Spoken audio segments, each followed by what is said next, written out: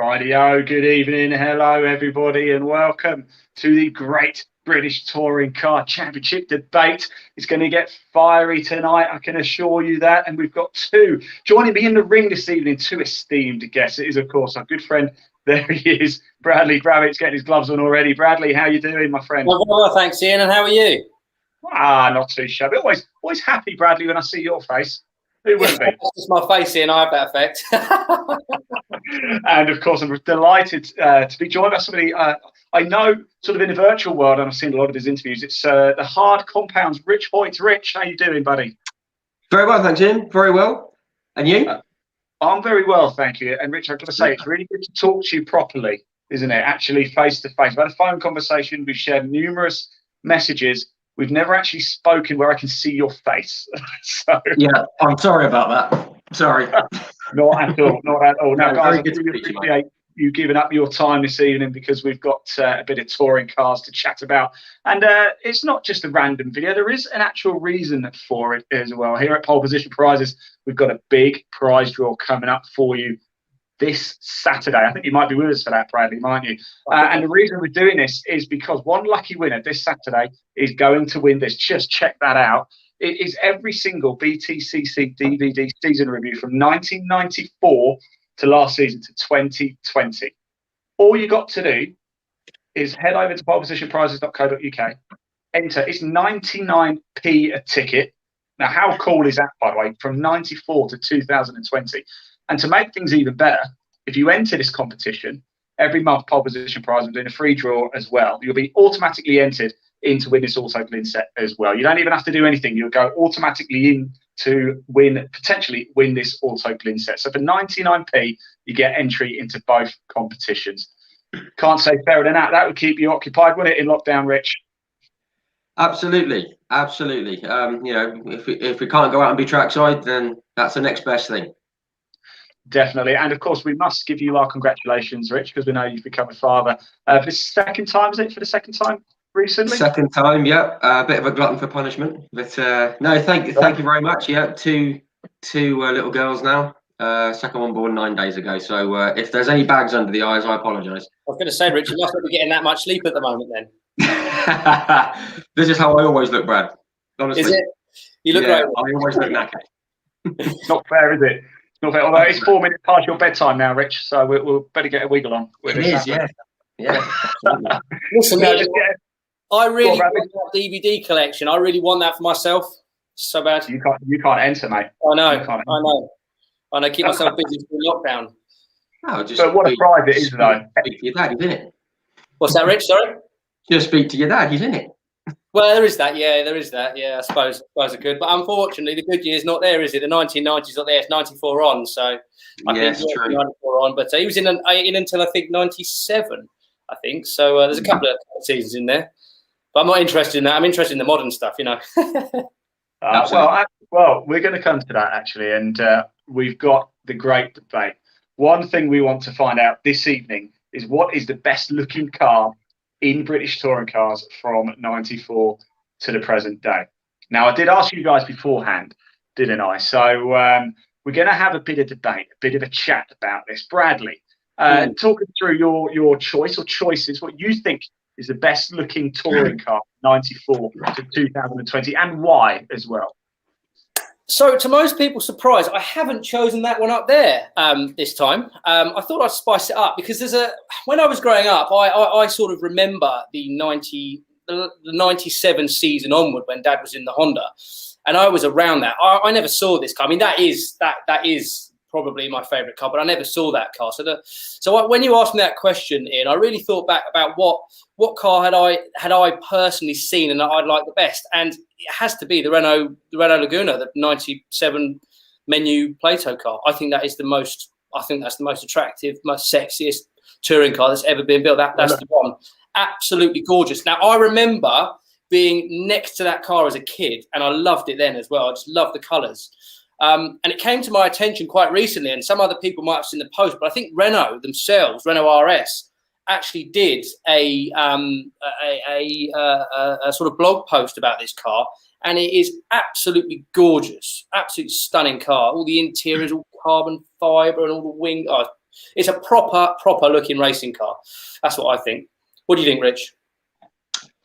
Well, this one actually made my list as well. It is an absolutely mega. It's just a fantastic looking car, and obviously it was part of the Williams F1 sort of setup thing. So obviously, me being of a certain age, I actually got into F1 in the mid '80s, and Williams were my team. So as soon as that one came into the BTCC, obviously my ears pricked up, my eyes went out on stalks. I was like, what an amazing machine. And my dad had one, not one like that, obviously. Really?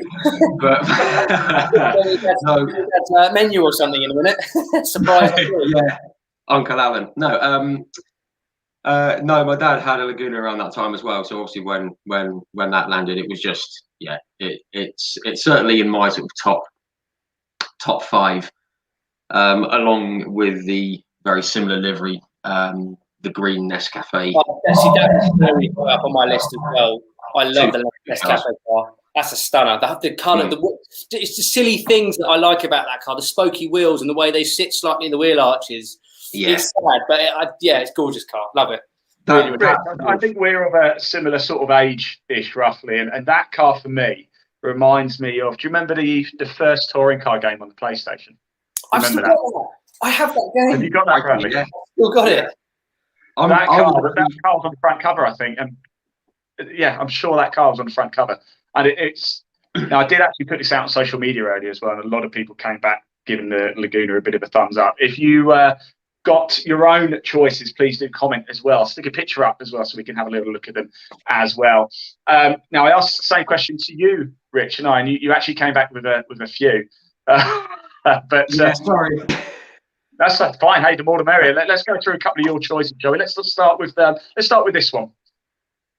Yeah, this one was the first one that sprung to my mind. I've been watching the BTCC since 1988, which is slightly terrifying. And this one, for some reason, it was the first one that came into my head. I think it was because, to me, it almost epitomizes the super touring era, as like Brad alluded to, with the wheel slightly hidden beneath the wheel arch, and just getting the big like foreign names in who were earning big bucks, to drive these cars. And I think it just looks absolutely brilliant.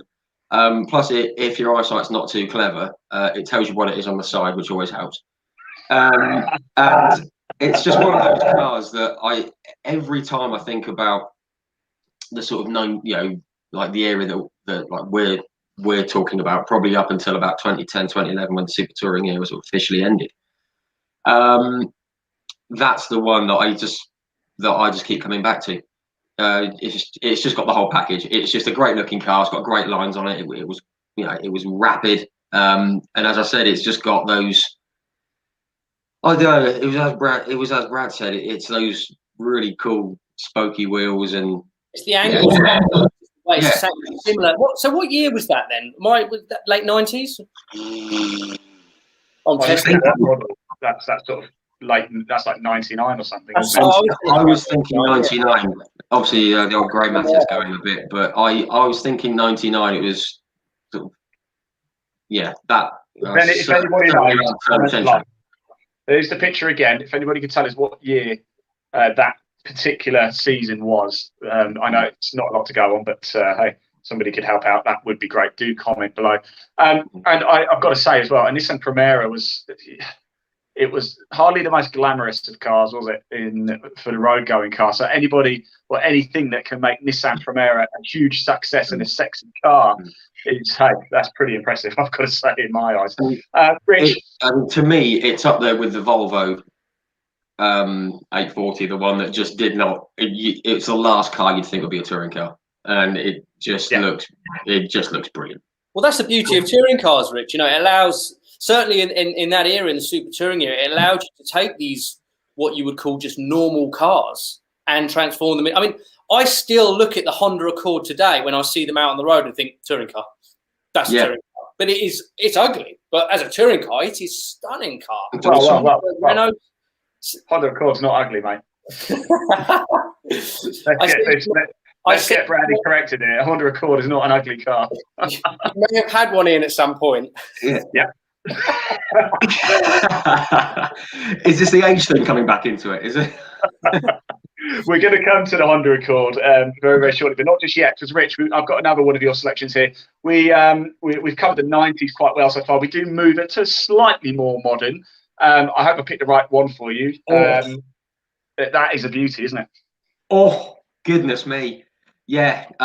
Again, moving on sort of 10, 12 years on from the Primera into sort of the changeover from the Super Touring to the next generation touring car. And this one, it just looks the nut. It's one of those cars that sort of, before it starts moving, it almost looks like it's a bit sort of like cumbersome, maybe a little bit sort of fat almost. But when it got going, it just absolutely went. And just that famous gold Chevy Cross on the front with the blue livery, the silver line tools, the white wheels, that one was head and shoulders above anything else in my mind around that time. Plus driven by Jason Plato, then it's gonna have to be up to scratch. Yeah, absolutely. That's a fine looking car. I am now going to take us back a little bit, though. I did have a choice as well. I selected a choice, and Bradley, you kind of beat me to the punch a little bit with this. So cue all the Mickey taking. This is my personal favourite one. Hey. Just at that. I think that's 98. James Thompson. He's also a Harrogate lad, which is where I'm from as well, which is quite handy. But who on earth thinks a Honda Accord isn't attractive? Look at that. That is a perfect saloon car for me. It's just gorgeous. How can anybody disagree with that? And by the way, we are going to bring all four up in a minute and get you to vote on which one you think is the best. And quite frankly, if it's not the Honda Accord, then you're wrong. And that's just, you're allowed an opinion. But if the opinion isn't that the Honda Accord's the best, then your opinion is wrong. That's how it goes. So, guys, you've obviously selected yours. Here are all four again. If you're watching at home, please comment below. Wherever you're watching this, this is now live on the Hard Compound. It's on Bradley's Racing page. It's on Pole Position Prizes. It's on My Supercar. It's on Tin Top Racing UK. It's on loads of places. Wherever you're watching this now, please do comment. Here they are. Here are all four. 1, 2, 3, 4. Let me just remove that logo so you can see it a little bit easier. And what we will do, please comment why as well. Why you think. So the Laguna there is number 1, the Primera number 2, the Chevy is 3, and of course the winner, the Honda Accord, is 4. We are going to write an article about this as well. So please comment why you think it's the best car. Put your number, why it's the best car, which is the best looking BTCC car from 1994 to 2020. They are your finalists as picked by myself, Bradley Gravett, son of 1990 BTCC champion Rob Gravett, and of course Rich Hoit from the Hard Compound. 1, 2, 3, 4. It's obviously 4, but if we'll put a couple of token votes in for the other ones anyway. There we go. I think Rich has got an unfair advantage here, and he's got 2 choices. He's definitely going to win. Yeah, there's no prize. Well, he's not, because Honda's going to win. There's always a prize. It would be a surprise if Honda won. A surprise, yeah. I have to say, I put this out on LinkedIn earlier, and obviously the Laguna got a lot of love. I put it on Twitter as well, and it's actually the Primera. If I base on what I've seen on social media so far, that's getting all the thumbs up at the minute. Do we agree? Is it the Nissan? Is the Nissan going to take it? Is that going to be the greatest ever tour, well, the best looking touring car anyway, from the 94 to 2020 period? Of course, a lot of these are from the early 90s as well, aren't they, really? You've got Laguna, the Accord, the same sort of era, I suppose. A Primera, roughly the same era. In fact, there was a Primera running roughly around that time as well. David Leslie, I think, had one, didn't he? And did Tiff Liddell run one as well, I think, from memory? I think he did. Did he run a Nissan? I think he did, yeah. He drove for Nissan. I'm not sure if he ran a Primera though. I think it was. Was. It was definitely Nissan, but I'm not sure. Yeah. No, I'm not sure. That's a great shout. Also, as well, if you're watching this and you don't agree with those, please do tell us why and what is better than that. I think what we're all saying actually here, chaps, aren't we, that any touring car from the last 10 years is just plain ugly. Is pretty much what we're saying. Although, Rich, to be fair, you did put another one in there, didn't you? You put the Fiesta ST in there as. Did you put this? Was it the Fiesta? Yes, You put in there? Oh, the Focus, sorry. The current crop, yeah. I've gone for the new Focus ST, the one that Motorbase ran, and obviously MB Motorsport are going to be getting their mitts on this year. The 2020 car. Sorry? The 2020 car you like? Yeah. Yeah, it's a good looking car. Yeah, I mean, obviously there's never been anything wrong with the Focus. Thought the Motorbase one with the Airwaves livery was always good, but yeah, I just think it's a smart looking car. I think Ford have always been able to. Anyone who's ran a Ford has always been able to make them look good. And there's something about Fords that they've always looked good. Doesn't matter what it's been in. Doesn't matter what series it's in. The Fords have always looked good. I think. Yeah. Don't know what it is. Obviously, there's something over your shoulder that sort of proves that, Brad. So no. Yeah. A little bit of bias there, Bradley. Little bit bias. Guys, we're going to move on very quickly because I did ask a couple of other questions as well. We're going to come to the favourite circuit to watch BTC. But before we do that, I've got a little treat for you both. I just wanted to cast you back to the season of 1997 and just look at this field, by the way. We've covered the early 90s a lot. We've looked at that 96, 97, sort of 98 season. Here's a little blast from the past. Just get your juices flowing. Watch this. Menus margin amazing. So he's joined by Tim Harvey at the front of the grid in the much improved Peugeot. Then on row 2 is James Thompson in the Honda, Jason Plato in the second Laguna. Next it's David Leslie in the Nissan and the champion Frank Bieler in the Audi. He's followed by his teammate John Bincliffe alongside Anthony Reid on row 4. Hoy's next in the Mondeo alongside Rickard Rydell's Volvo, while local man Kelvin Bird's disappointed with 11th alongside Derek Warwick in the Vectra. Two ex-champions, Gabriele Tarquini and John Cleland, are side by side on row 7, ahead of Paul Radicic and Patrick Watts, 15th and 16th. Lee Brooks is the top Total Cup independent runner in his Peugeot, ahead of Matt Neal, who's switched to a Nissan Primera. With 22 cars on the grid, 25 laps of the 1.9 Peugeot. Then the two Renaults, Menu and Plato, Thompson in the Honda 6, Leslie's Nissan and Hoy's Mondeo ahead of the two Volvos. Down to the old hairpin. The spray is shrouding the tail of the field, but it's a clean windscreen for the reigning champion, Frank Bieler. He's already won once in the wet at Thruxton. Now he's out in front again. And Tim Harvey is heading the pack in the Peugeot.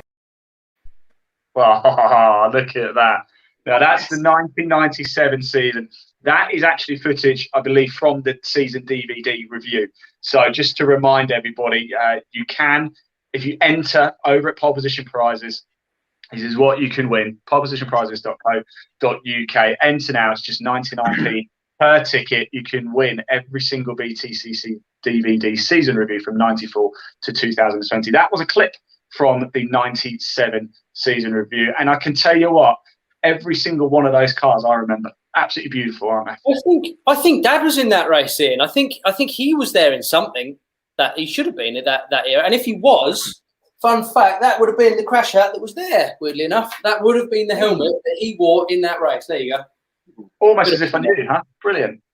Yeah. Can I just throw this in? We're talking about cars that look fantastic. When it comes to BTCC lids, that one, Brad, that is the one. It's cool, yeah. I mean, we like it, but everyone remembers. We are extremely biased, but yeah, it stands out. You can see it. There's a bit of personality behind the actual crash helmet. It won't change. It doesn't change. Maybe slight colour changes, but other than that, it's pretty much stayed as it is all the way through. I mean, I think that goes back to the early 90s. The one I just showed you was 97. That's my one. That's Dad's newest one there. So yeah, fundamentally, the design hasn't changed. Brilliant. I think it's important. Yeah, absolutely. Brilliant. And there's a bit of a clue into there as well, Bradley, for your favourite circuit to watch the BTC. Yeah. See at. We saw it, didn't we, in that clip? So would you care to share, everybody, your particular favourite place? It will be Donington, and it will be on the hill down the left side of the circuit, looking at the Craner curves. I think that is the best place in person. I've never been to Knock Hill, and I'm going to get a lot of hate for this because I would have said if I'd have been to Knock Hill, probably Knock Hill, but it is definitely Donington is the one that I've been to. You can see it all the way through, all the way up the back, all the way up the back straight. I think definitely that's the best place to watch, I think. But there's loads of great places, but I think that's the one that I choose. I've never been to Knock Hill either, Bradley. It is about 68,000 miles away, isn't it? Knock Hill. It's a bit of a problem to get to. I think Paris is closer. for me anyway. And Rich, you're not too far from me, so that's probably definitely true. Rich, same question really. Where's your favourite place to watch the BTCC from? Either at home or at circuit? I am fully sure that this will change because I haven't actually been to watch the BTCC at Donington yet. So, but on TV, I do love watching from Donington. It's absolutely cracking. I initially said Brands Hatch because it's, I think, just about, well, no, apart from Thruxton, it's just about my nearest circuit, but it's the one I've been to the most. It's the one I've watched most BTCC racing at. And I just love being just as you come out of the dip after Paddock Hill Bend, just seeing them coming hurtling down the hill, shooting up towards Druids, you know, and then coming back down into Bottom Bend and along. It's the Jim Clark Straight. Is it Jim Clark Straight? Or was that the main one? Isn't it the Brabham? Yeah, around there and then off and away. It's just a fantastic. It's just a fantastic place to watch from. Although it was 50-50. It was like a cigarette paper between them because I have been to Knock Hill. I went in 2019 when Jake Hill won his first ever race, which was fantastic. And obviously Rory Butcher won race one in what was a tough week for his team with what happened with Sam Tordoff. So it was a very emotional kind of day. And we were up there and it was about -8 in the morning. It was absolutely freezing. But it's fun because I've watched from like Duffus Dip down the bottom there as they go around Scotsman and from just after the hairpin, and it is a fantastic place to watch. But I think it's purely I've gone with Brands Hatch just because I've been there more times and I know what I'm talking about with Brands. I get that completely. If something's going to happen, it's going to be there, isn't it? Where you're watching from. Yeah. Brands, you can just see everything though as well, can't you? You can pretty much see everything. It's my favourite circuit film. Especially from the media tower in, right at the top, you can see everything. Hint, hint. Yeah, you can. Yeah. Brad, I've been in there once, not in the media tower, but I've been in the hospitality bit. And it's great up there. You want to try and get up there. It's good up there, yeah. It is good, yeah. It's not bad. Yeah, but I mean, I think especially with the Indy circuit, I think if you can get yourself there, you can see, 95% of the lap, which is great. Yeah, you can. Fantastic. Great, guys. Let's move on because the next point on our list to cover is your most memorable moment since 1994. So, Rich, we're going to come to you first because this one's a cracker, by the way. Yeah, I mean, I've sort of got a few. We got there's the like Tarquini barrel roll at Knock Hill. That one sort of sticks in my mind. Matt Neal winning the Independence. That first ever race win. Gordon Shedden, that title victory in 2016 at Brands was pretty amazing. Team Hard's first win with Jack Goff. And the climax to the 2019 season was absolutely nuts, as we all know. With what happened to Dan Camish, absolutely heartbreaking for him. But just no one could see that. And then there's Neil v Plato, the whole Rockingham confrontation. I can't pick one. I'll pick one off track and one on track. I think the one off track's fairly obvious, the Rockingham thing. I don't think anyone's going to forget that in a hurry. It's been 10 years this year, which is crazy. Rich, I'm pleased to say I picked one for you. And I've got a little treat for everybody. This is a clip from 1994, Tarquini going for a bit of a roly-poly in his Alfa Romeo. The commentator, who can remind us who this commentator is? Number 1, Winkelhock, second in the BMW. Third is Alan Menu in the Renault. Behind him is Steve Soper out of Duffus Dip. Peter McIntyre's the right-hander. This is really close. Through the chicane. And off! It's Tarquini. What happened? Gabriele Tarquini in the Alfa Romeo. Thank heavens he's safe out of the car, rushing to safety. And the crowd have shown their appreciation that he's all right. But it's a very dazed and battered Gabriele leaning against the barrier. He's racing there this year. That's incredible, isn't it? Murray Walker, I mean, he's before 9 o'clock. Sounds like he's having an orgasm, doesn't it? I think the two things that I love most about that is that you can hear like the crashing and the banging first off camera. And then when it pans back, Murray Walker goes to a pitch that only dolphins can hear. That's so nice. It's so good. I find it amazing how quickly he gets out of the car. It's like the doors open, and within 4 seconds, he's out the car. It's like parking it up, getting out. Takes me ages. I mean, there's no hand device. The car's just ripped to pieces. You can see right through it, and he's just leaning up against the barriers. And he's got like one of those half helmets on as well, hasn't he? He's not even got like a proper helmet. I don't believe in those. And no hands. The head. That's what I mean, Coming forward, you know? Again, just going back to the helmets. Obviously, your dad wins, Brad, but obviously being an old F1 fan from way back, I remember his helmet, the whole Spider-Man thing, thinking, that's cool. Kind of cool, a bit tacky, but it works. Who was that, Rich? Whose helmet's that, sorry? That was like Tarquini just in the shot. Oh, that's right. Okay, yeah. Spider-Man thing. Bradley, so that's I picked that one for you, Rich, because it's an absolute whopper. That was the one on track. That was the on track one I went for. Yes, absolutely. Bradley, let's come to you. You've got a good one too. Yeah, so mine's a little bit more recent. So, Rich, you got me thinking actually about the Matt Neal Independent thing. And I never saw the race because I was too young to sort of watch it. But the Matt Neal winning the check, the Independent winning and getting the $250,000. Was it? I think it was £250,000. That, if you like, is my off-circuit choice. But my on-circuit choice has got to be, and it's very recent, you'll all remember it, it's the 2019 Sutton Plato at Snetterton. When they had that coming together, I thought that was awesome. Well, not awesome, but I thought it was awesome. Well, Bradley, I've got a bit of a treat for you. Have you? And I must thank ITV Sport for this. I say thank them.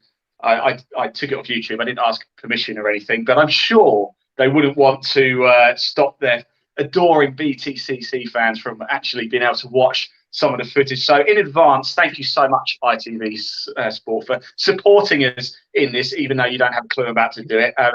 We should dodge a bullet by doing that quite quickly. Here's a bit of footage from 2019 at Snetterton. But he ducks up the inside line here. Plato's widen up the curve, and Ash Sutton's on the outside line for the next corner, not the place to be. But he turns in ahead. There's contact that runs him out wide. He's onto the dirt with 2 wheels. Here comes Smiley back up the inside line. Smiley goes second, retakes the place. Drama there, Oliphant's off the road, and Matt Neal as well. And as we say that, Sutton cuts to the inside with judicious use of some grass coming through Palmer's to get the overlap before they get down to Agostini. Side by side through turn 1, Sutton stands his ground on the outside. Fantastic racing. They are still overlapping. It's like a rolling start going up toward the Wilson hairpin. Sutton on the outside line. Butcher's up to third ahead of Jake Hill. Still Sutton on the outside. He gets hung out to dry over the grass, but he's on the inside line for the next corner.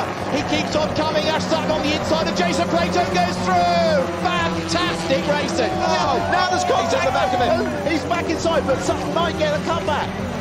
Sutton will try and go around all the way around the outside, and he's going to do it. There's going to be contact. And Butcher leads the way. Rory Butcher leads. Sutton and Plato come to grief. That was inevitable, you can argue.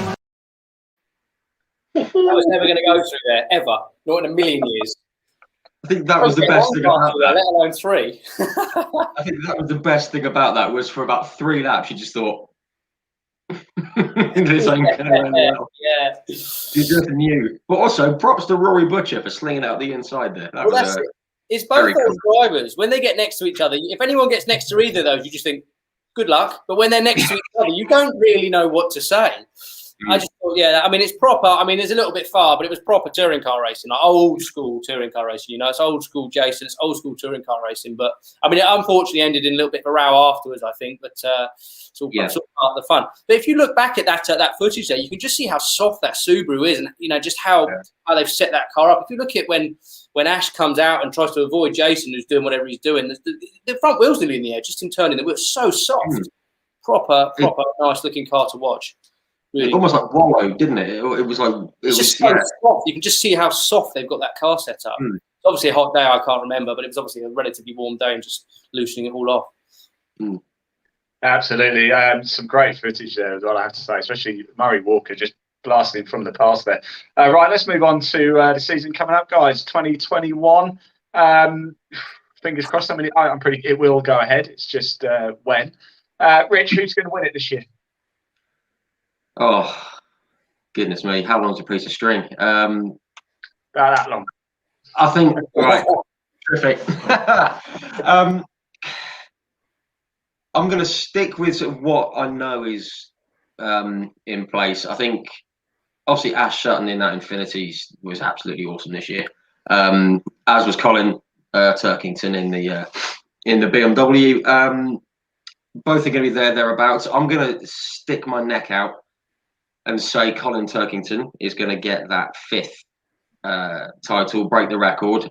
He's just so consistent, and obviously when things are concertinaed up like they were last year, that's the key. Obviously the car just went away from him in the wet at Brands on the last excuse me, on the last round, but you know, he knows how to bag points and how to win championships. But so that's my pick for now. That will probably change in the next 6 weeks when we start seeing, you know, teams testing, and we, you know, because there's obviously Tom Ingram's going to be in, well, has been in there, but he's in a new car. How's the Hyundai going to go?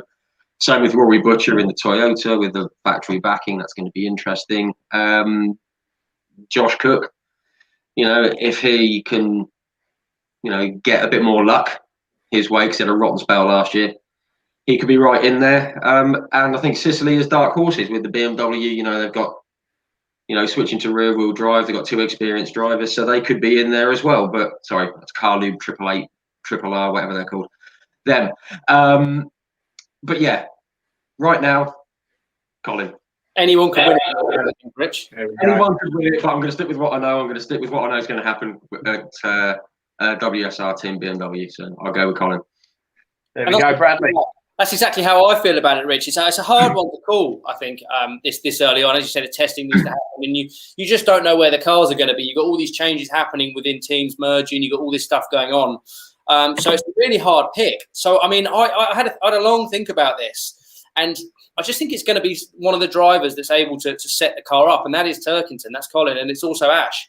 It's going to be, it's a boring choice, but it's going to be one of those two. But then you've got Tom, who's gone over to Accelerate there. I mean, why has he made that choice? You know, is the Accelerate going to be quick this year? Does he know something we don't know? You know, is that car going to be quick? Then of course you got Jason as well. Where's that car going to be? You know, all that experience coming back, who knows? So I think, if I was going to pick, I would probably go with Ash because I think he's able to set the car up to how he likes, and I think he knows how he wants the car. He's a quick driver. I'm going to go with Ash, I think, but I agree with you. It's going to be one of the two. But like I say, it's hard to say this early on. It's just the interesting contrast of styles as well, because Colin's very methodical and very, you know, just bag the points, whereas Ash is like, right, wallop. And it's fantastic to watch. With my extreme lack of experience, I think that's probably Ash's weak point, is some of the things that he has done over the past. I think if he has just, I mean, Snetterton's a prime example. It's not necessary. Just, you know, bag the points. You're most likely going to win it, and you're quick enough to win it. You don't need to prove anything. Bag the points and get a strong finish, or wait a corner or two and then make the move later on in the race. And I think you're right. I think, you know, again, with Colin, he does play it safe, and I think it was unfortunate what happened, certainly at Brands and at Croft, if you remember. He ended up in the as well, which was unfortunate. It was just one of those annoying things. It just happened. You do enough racing and it happens. So, yeah, I still stick with Ash, but I think, yeah, Colin's going to be up there as well. Yeah, I think I'm going to write this down now, guys, and remind you later in the year. All right, I'm going to write it down. We'll have a shiny pound between us, Brad. We'll have. Thank you so much for your insight this evening, chaps. It's been a real treat. Just to remind everybody very quickly, we are doing the prize draw for this Saturday. Head over to polepositionprizes.co.uk. It's 99p a ticket. That is it, just 99p a ticket. You can win every single British Touring Car Championship DVD season review from '94 to 2020. And if you enter, you automatically get into win this auto link kit as well, which is pretty snazzy. Before we head off, just quickly, Rich from the Hard Compound, I'm not going to give anything away, but there's a big announcement coming up tomorrow, isn't there? There is, yeah. As anyone who's followed the page, and if you do, thank you very much. I'm not going to self-promote on your platform, Ian. I'll do it for you. You go over to the Hard Compound because it is brilliant. It is so worth it. And tomorrow at 8, you will not want to miss it. Sorry, Rich, take it away. No, thank you very much. That's very good of you. No, I was just seeing we've done a few interviews. Actually, Rob Gravett and his lad, who seems all right. They were the first two guys to come on. I don't like him. Yeah. I don't like him, Rich. No. They were the first two guys to come on and have a chat live with the Hard Compound, just as a little one-off. I thought it was going to be a one-off, but it was well received. So obviously they did really well. We've spoken to a few guys on the BTCC, past and present, and also spoken to Derek Warwick and Ari Lyondike and Louise Goodman and whatever. But yeah, 8 o'clock Wednesday night, tomorrow night, huge announcement. We've managed to bag a bit of a stellar guest, XF1 champion.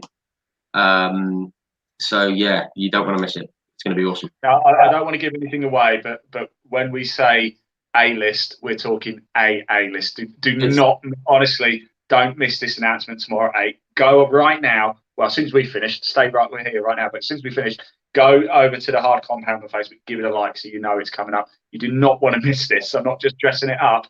It is huge. Yeah. Honestly, not trying to toot my own trumpet, but I'm trying to think of someone bigger. And I'm not sure I can. Apart from Brad, obviously. But yeah, cheers. Right, also just quickly as well, just to remind everybody, this is what we've been doing tonight. We've been trying to find the best looking British Touring Car Championship car from the period of 94 to 2020. So which one? Voting's still underway. We're going to create an article about this. We're going to reveal the winner probably next week sometime, actually. Is it 1? Is it 2? Is it 3? Is it 4? Is it the Renault Laguna? Is it the Primera? Is it the Chevy? Or is it the obvious winner, the Honda Accord? Please do comment below and tell us why as well. Like I said, we are creating an article about this. Your comments, with your permission, will be used in the article as well. So we do want to know. We've whittled it down to these 4. This is what we think. If you disagree, by all means, tell us why you disagree and send us a picture of the best looking car. We do want to hear from you. So, Bradley, once again, thank you so much. And Ian, just before we go, I'd just like to say, when you're over on Pole Position Prizes buying your tickets for the DVDs and you see anything else you fancy, don't forget to use the coupon code Gravett10 for an extra 10% discount. There we go. There's my plug. Can I say, if ever there's a salesman right over there, Bradley Gravett's your man. If you need to sell some ice to the Eskimos, give Bradley a call. That's me.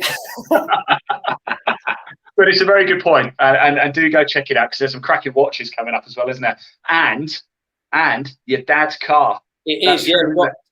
We got my dad's Subaru personal road car. Up for grabs at the moment. So we're giving the Subaru away. We're giving a driving day with him and touring car tickets as well, when COVID permitting. So it's a pretty major prize, along with some watches, and there's actually a Formula 1 DVD review as well. So there's a few other bits on there, so get yourself over there and see what you fancy.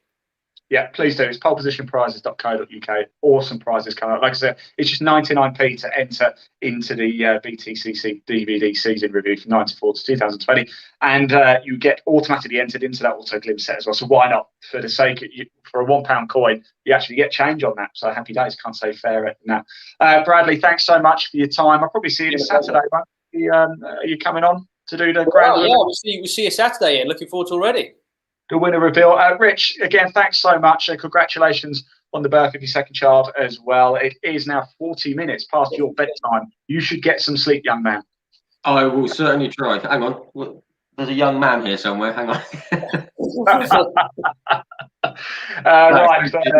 It's been great. Yeah, thanks for having me on. Appreciate it. Thanks, Rich. It's a real treat. Right, that's it from us here at Pole Position Prizes. I've been Ian Waterhouse, and until next time, drive safely. Cheerio.